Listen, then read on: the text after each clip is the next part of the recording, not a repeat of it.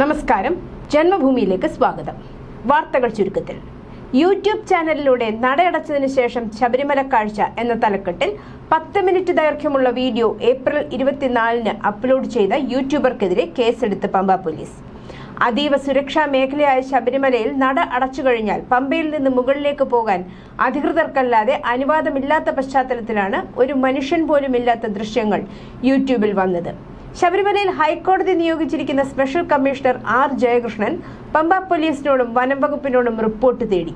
ഇതേ തുടർന്നാണ് പമ്പ പോലീസ് കേസെടുത്തത്. പ്രതിയെ കണ്ടെത്താൻ കഴിഞ്ഞിട്ടില്ലെന്നാണ് FIR-ൽ പറയുന്നത്. കേസെടുത്ത വിവരം അറിഞ്ഞപ്പോൾ ഇയാൾ വീഡിയോ നീക്കി. വിഷു ആഘോഷം കഴിഞ്ഞ് ശബരിമല അടച്ചത് ഏപ്രിൽ 18-നായിരുന്നു. ഇതിനുശേഷമാണ് വീഡിയോ ചിത്രീകരണം നടന്നതെന്നാണ് കരുതുന്നത്. നട അടച്ച ശേഷം ഭക്തരെല്ലാം ആ രാത്രി തന്നെ മലയിറങ്ങാറുണ്ട്. അതാണ് വ്യവസ്ഥയും. എന്നാൽ ചുരുക്കം ചിലർ പിറ്റേന്ന് രാവിലെ ഇറങ്ങും. ഇങ്ങനെ ഇറങ്ങി വീഡിയോ പകർത്തിയതായിരുന്നു എന്ന സംശയവും പോലീസിനുണ്ട്. പക്ഷേ മല കയറുന്ന തരത്തിലുള്ള വീഡിയോ ആണ് ദൃശ്യങ്ങളിലുള്ളത്. CCTV ദൃശ്യങ്ങൾ പോലീസ് വിശദമായി പരിശോധിക്കുന്നുണ്ട്. സംസ്ഥാനത്ത് കടുത്ത ചൂടിന് ആശ്വാസമായി വേനൽ മഴ ഇന്നും തുടരും. മഴ ശക്തമാകുന്ന സാഹചര്യത്തിൽ ഇന്ന് കോട്ടയം, ഇടുക്കി, മലപ്പുറം, വയനാട് ജില്ലകളിലും നാളെ ആലപ്പുഴ, കോട്ടയം, എറണാകുളം, ഇടുക്കി, കോഴിക്കോട്, വയനാട്, കണ്ണൂർ ജില്ലകളിലും യെല്ലോ അലർട്ട് പ്രഖ്യാപിച്ചിട്ടുണ്ട്. 24 മണിക്കൂറിൽ 64.5 മില്ലിമീറ്റർ മുതൽ 115.5 മില്ലിമീറ്റർ വരെ മഴ ലഭിച്ചേക്കാമെന്നാണ് കാലാവസ്ഥാ നിരീക്ഷണ കേന്ദ്രത്തിന്റെ മുന്നറിയിപ്പ്. മഴയ്ക്കൊപ്പം ശക്തമായ കാറ്റും വൈകുന്നേരങ്ങളിൽ ഇടിമിന്നലും ഉണ്ടാകുമെന്നാണ് കാലാവസ്ഥാ നിരീക്ഷണ കേന്ദ്രത്തിന്റെ പ്രവചനം. ഗുണ്ടകൾക്കൊപ്പം വിവാഹ സൽക്കാര ചടങ്ങിൽ പങ്കെടുത്ത 2 പോലീസുകാർക്ക് സസ്പെൻഷൻ. തൃശൂർ അന്തിക്കാട് സ്റ്റേഷനിലെ 2 CPOമാർക്കെതിരെയാണ് നടപടി. സ്പെഷ്യൽ ബ്രാഞ്ച് റിപ്പോർട്ടിന്റെ അടിസ്ഥാനത്തിലാണ് ASPയുടെ നടപടി. നിരവധി ക്രിമിനൽ കേസുകളിൽ പ്രതിയായ മണലൂർ സ്വദേശിയുടെ വിരുന്ന് സൽക്കാരത്തിൽ പങ്കെടുത്തതിനാണ് ഉദ്യോഗസ്ഥർക്കെതിരെ നടപടിയെടുത്തിരിക്കുന്നത്. സ്റ്റേഷനിലെ വാറന്റ് ഡ്യൂട്ടി ചെയ്യുന്ന പോലീസുകാർക്കെതിരെയാണ് നടപടി.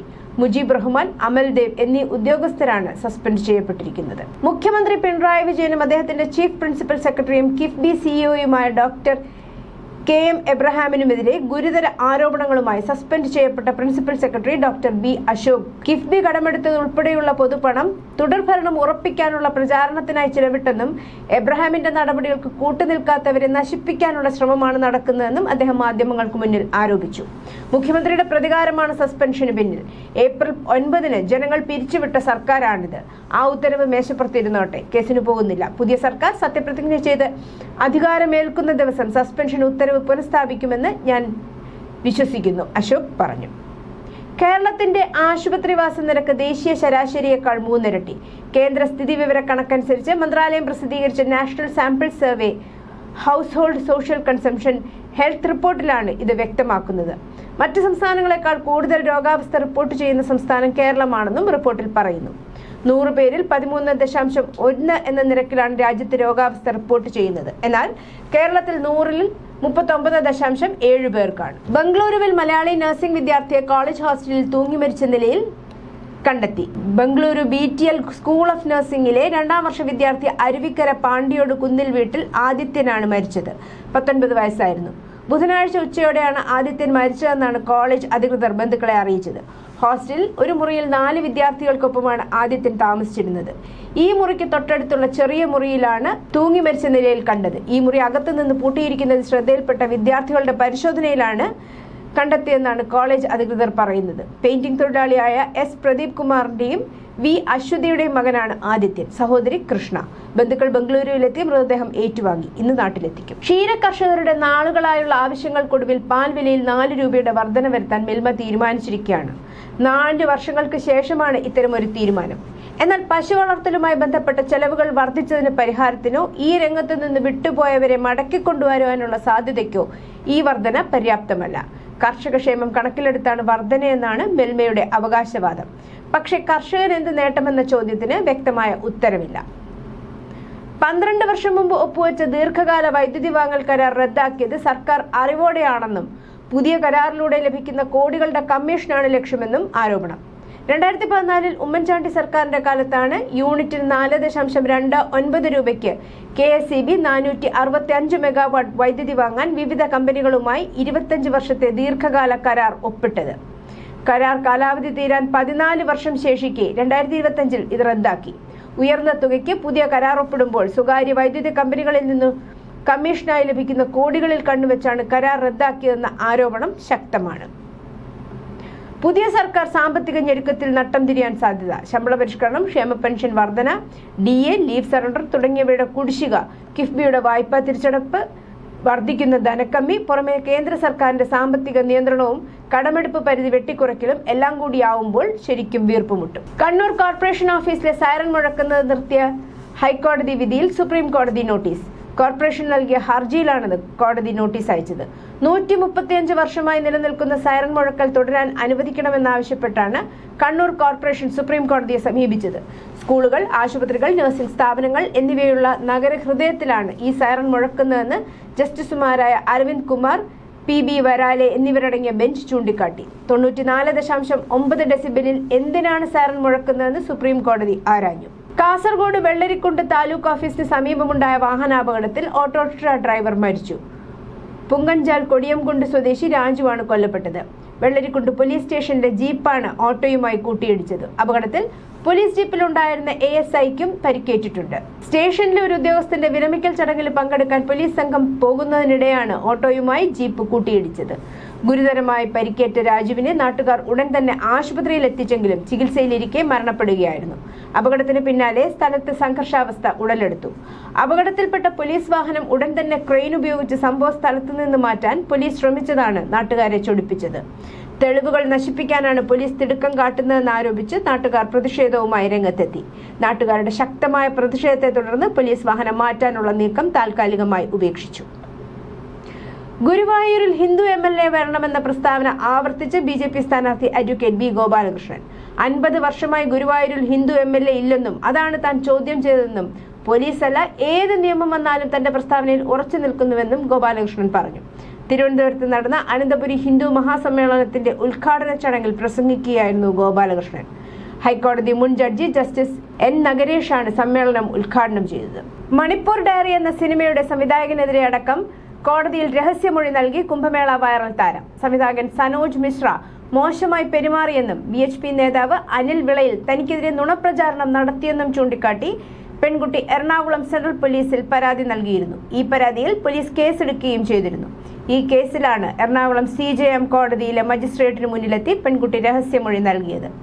പ്രായപൂർത്തിയാകും മുമ്പാണ് കുംഭമേള വൈറൽ താരത്തിന്റെ വിവാഹം നടന്നതെന്ന് ചൂണ്ടിക്കാട്ടി മധ്യപ്രദേശ് പോലീസ് ചുമത്തിയ പോക്സോ കേസിലെ അന്വേഷണം മുന്നോട്ടു പോകുന്നതിനിടെയാണ് പെൺകുട്ടി എറണാകുളം CJM കോടതിക്ക് മുന്നിലെത്തി രഹസ്യമൊഴി നൽകിയത്. കണ്ണൂർ അഞ്ചരക്കണ്ടി ഡെന്റൽ കോളേജ് വിദ്യാർത്ഥി നിതിൻ രാജിന്റെ മരണവുമായി ബന്ധപ്പെട്ട കേസ് അന്വേഷണം ക്രൈംബ്രാഞ്ചിന് കൈമാറിയതിൽ അട്ടിമറി സംശയിച്ച് പിതാവ് YL രാജൻ കേസ് അന്വേഷണം തൃപ്തികരമല്ല ചൂണ്ടിക്കാട്ടി ഹൈക്കോടതിയെ സമീപിക്കുമെന്ന് കണ്ണൂർ DIGയെ സന്ദർശിച്ച ശേഷം മാധ്യമങ്ങളോട് അദ്ദേഹം പറഞ്ഞു. തൊടുപുഴ ഉടുമ്പന്നൂർ ഉപ്പംകുന്ന് കളിക്കൽ ആദിവാസി ഊരിലെ കണ്ണാടിപ്പായ ഇനി അറബി നാട്ടിലേക്കും. ബഹ്റൈനിൽ നിന്ന് പ്രവാസി മലയാളിയുടേതാണ് ഓർഡർ.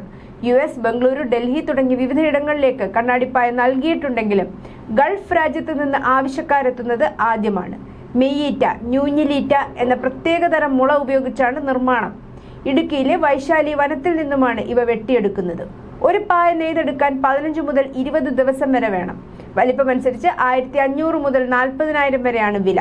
തണുത്ത കാലാവസ്ഥയിൽ ചൂടും വരണ്ട കാലാവസ്ഥയിൽ തണുപ്പും നൽകുന്ന പായ 10 വർഷത്തോളം നിലനിൽക്കും. നാഗ്പൂരിലെ RSS ആസ്ഥാനത്തും BJP ഓഫീസിലും മെട്രോ ട്രെയിനുകളിലും റേഡിയോ ആക്റ്റീവ് വസ്തുക്കൾ സ്ഥാപിച്ചിട്ടുണ്ടെന്ന് അവകാശപ്പെടുന്ന അജ്ഞാത കത്ത് ലഭിച്ചതിനെ തുടർന്ന് സംസ്ഥാനത്ത് അതീവ സുരക്ഷാ ജാഗ്രതാ നിർദ്ദേശം പുറപ്പെടുവിച്ചു. സുരക്ഷാ ഏജൻസികൾക്ക് ഉടൻ തന്നെ മുന്നറിയിപ്പ് നൽകി.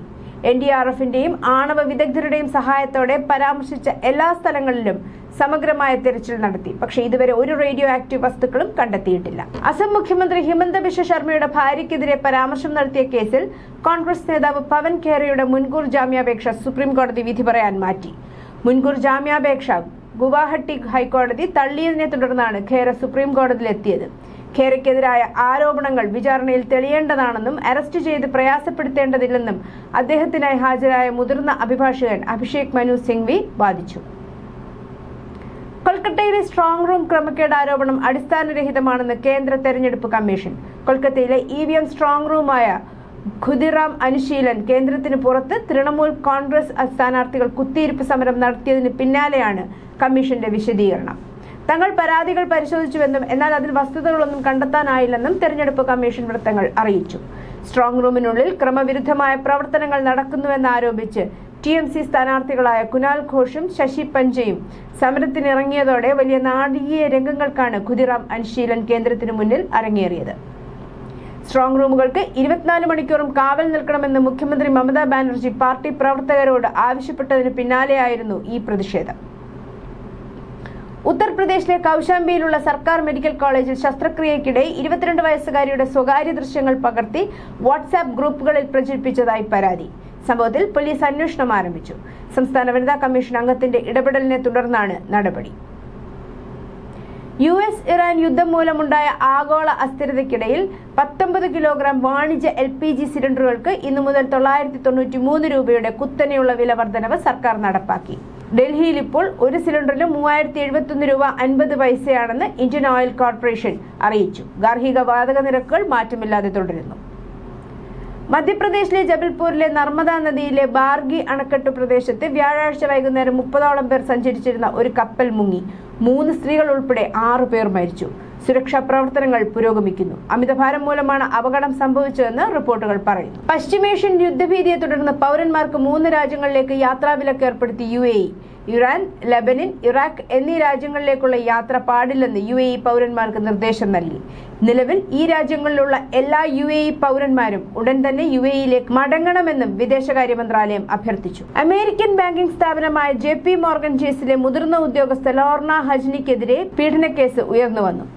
ലൈംഗിക വൃത്തിക്കായി നിർബന്ധിച്ചെന്നും ലഹരിമരുന്ന് നൽകി ലൈംഗികമായി ഉപദ്രവിച്ചെന്നും വംശീയമായി അധിക്ഷേപിച്ചെന്നുമാണ് ആരോപണം.